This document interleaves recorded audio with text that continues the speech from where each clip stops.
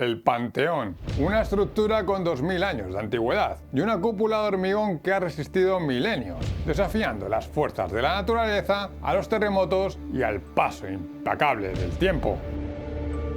Y sin embargo, a día de hoy, nuestras construcciones más modernas necesitan reparaciones a los pocos años de vida.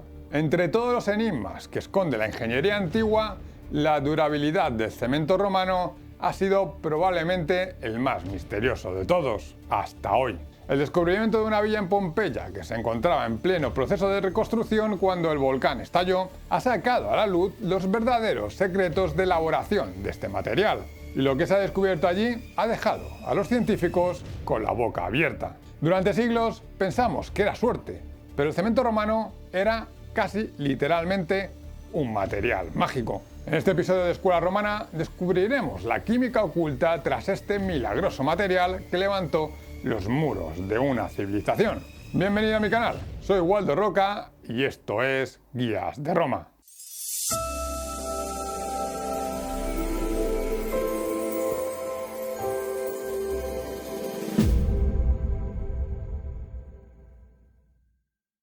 Para entender el milagro romano, primero tenemos que entender cómo construimos nosotros. El cemento es el rey de las construcciones modernas. Actúa como un conglomerante, una especie de pegamento líquido que tiene la capacidad de endurecerse o fraguar al entrar en contacto con el agua. Su vida comienza en la cantera, de donde extraemos los ingredientes y protagonistas, la caliza y la arcilla. La caliza es una roca sedimentaria que nace de la acumulación de sedimentos arrastrados por el agua durante milenios. Su secreto es el carbonato de calcio. Sí, exactamente el mismo compuesto que forma el calcio de nuestros huesos, o esa cal blanca que vemos incrustadas en los grifos de casa. Por otro lado tenemos la arcilla, otra roca sedimentaria, pero más blanda, rica en silicatos de aluminio.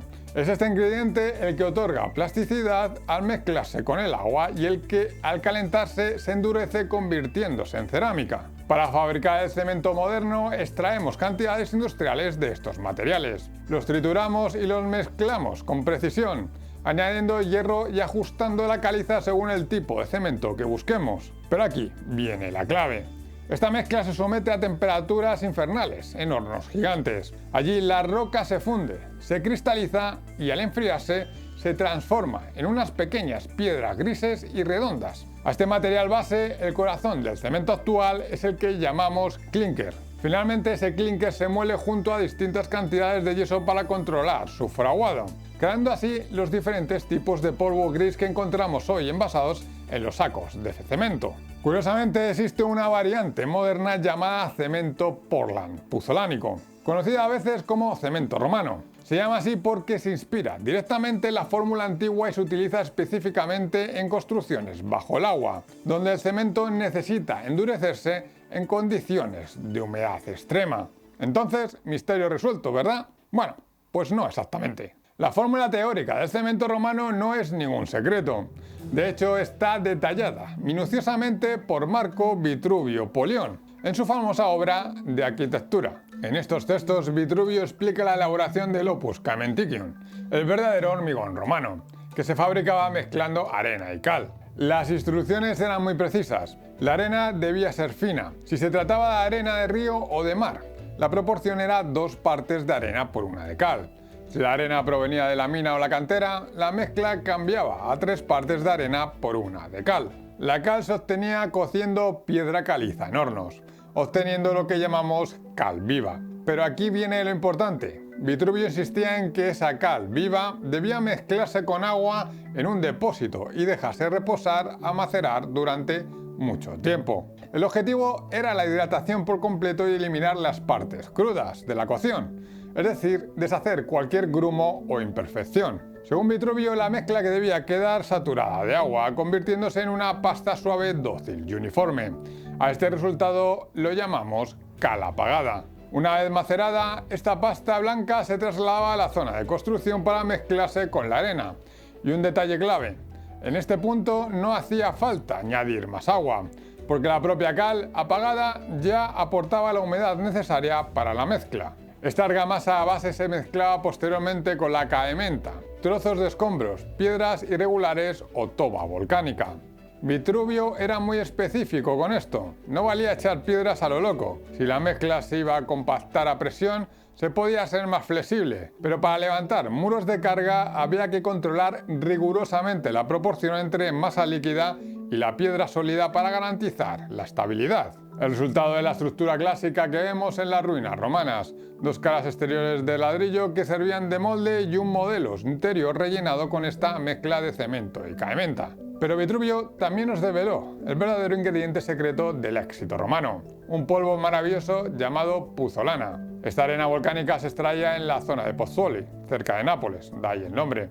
Como ya vimos en otros vídeos del canal, la actividad volcánica de esta región era tan intensa que los antiguos romanos creían que allí se encontraba literalmente la entrada al inframundo. Lo que hacía mágica la puzzolana es que al mezclarse con la cal le otorgaba al cemento propiedades hidráulicas, es decir, le daba la capacidad de fraguar y endurecerse incluso debajo del agua. Imagina lo que supuso esto para la ingeniería. De repente podían construir puertos, puentes y cimientos en el mar que eran totalmente impermeables. Gracias a las lecciones de Vitruvio, la puzzolana dejó de ser un misterio para nosotros, y esa es la razón por la que en la era moderna hemos podido replicar cementos con esa misma capacidad de resistencia al agua. Hasta aquí todo cuadra. Parecía que ya lo sabíamos todo, pero había un problema.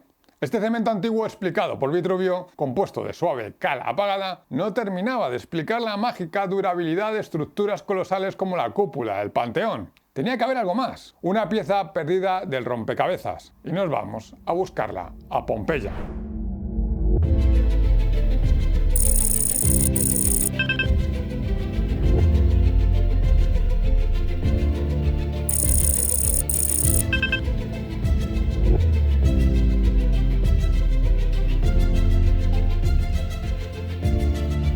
Pompeya, para los que no lo sepáis, sigue siendo una caja de sorpresas, ya que gran parte de la ciudad continúa inexplorada bajo tierra. Y recientemente las excavaciones sacaron a la luz una domus muy especial, la vivienda ubicada en la Reggio 9, Ínsula 10.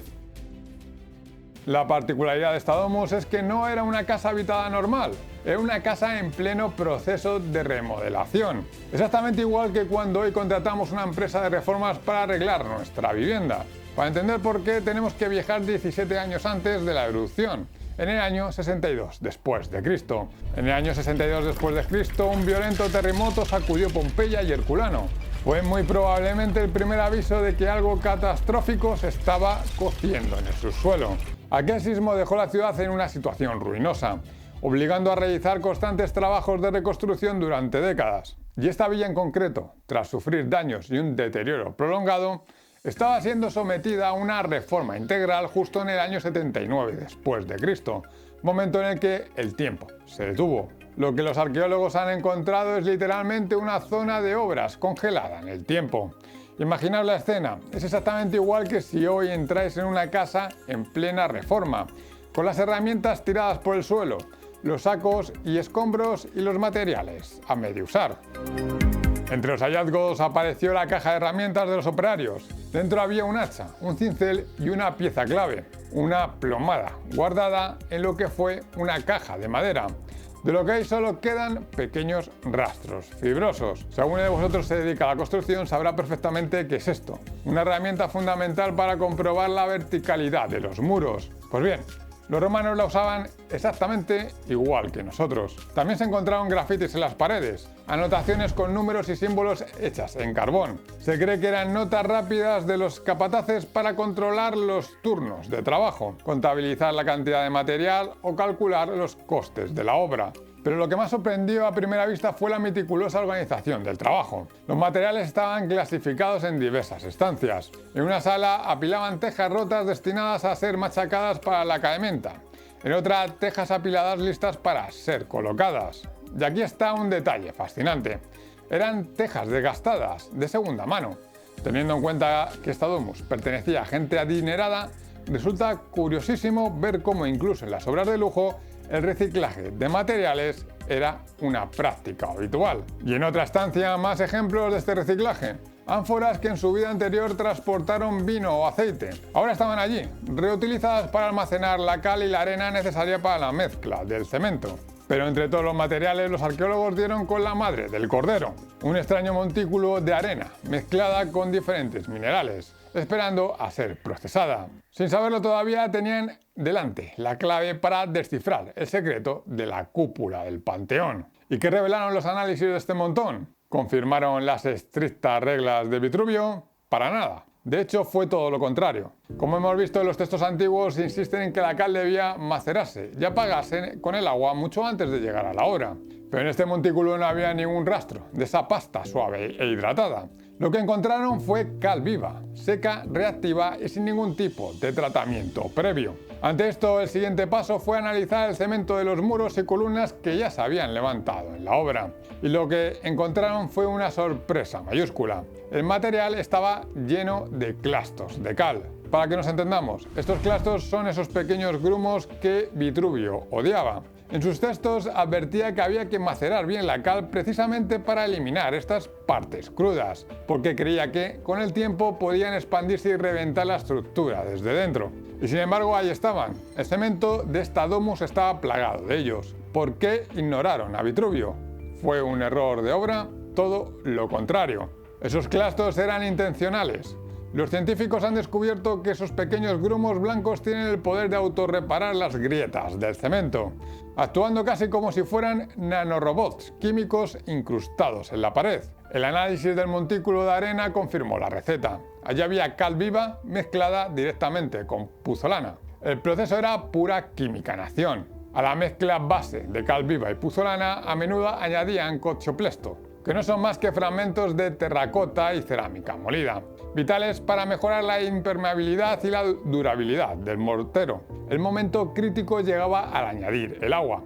Se producía una reacción violenta que disparaba la temperatura de la mezcla hasta alcanzar los 80 grados centígrados. Y aquí la clave era la velocidad. La mezcla aún caliente y reactiva se aplicaba de inmediato, vertiéndola sobre la caementa. La caementa es un agregado sólido, trozos de piedra, toba volcánica o ladrillos rotos que daban volumen y resistencia al muro. De hecho, era un trabajo físico intenso. Los operarios usaban hachas allí mismo para partir los escombros y reducirlos al tamaño perfecto, antes de cubrirlos con la mezcla hirviendo del cemento, mientras verificaban con la plomada que el muro subía recto y estable. Y alguno se pregunta ahora, ¿entonces Vitruvio se equivocaba? No, no se equivocó. De hecho, en la misma zona de construcción se encontraron restos de cal apagada.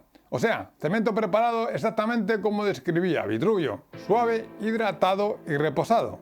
Y es que al igual que nosotros, los romanos no usaban un solo tipo de cemento para todo, eran ingenieros prácticos. Por ejemplo, para las zonas más sensibles que debían soportar grandes cargas de peso, usaban puzolana de la zona de Nápoles, que otorgaba el concreto dureza y resistencia. Pero la cal apagada al estilo Vitruvio tenía una misión mucho más específica: generar un cemento homogéneo, sin grumos ni piedras, que servía para dar la capa final y el acabado más fino a la pared.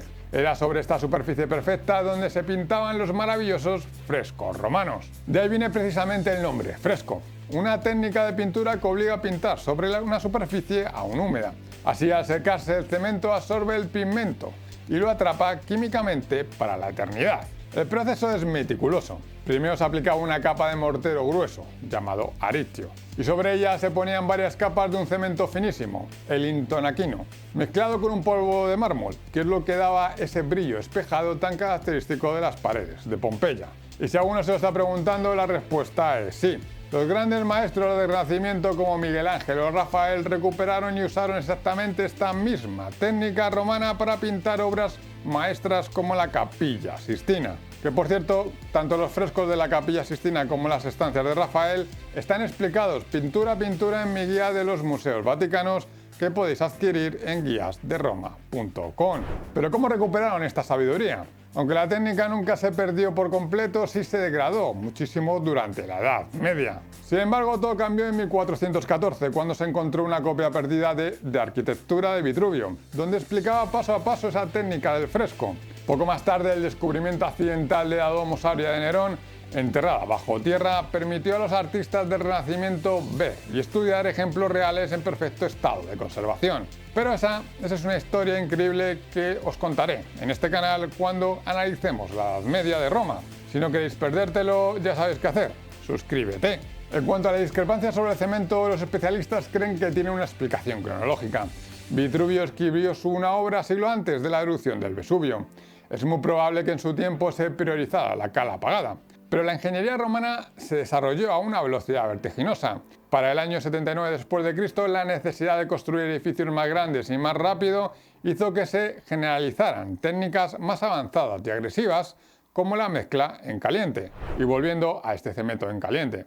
Recordemos la clave. Al fraguar tan rápido, conserva en su interior esos pequeños grumos o clastos de sal. Lo que se ha descubierto es que estos clastos actúan como una reserva de calcio latente. El mecanismo es fascinante. Cuando se produce una pequeña grieta del muro, el agua y la humedad penetran en ella.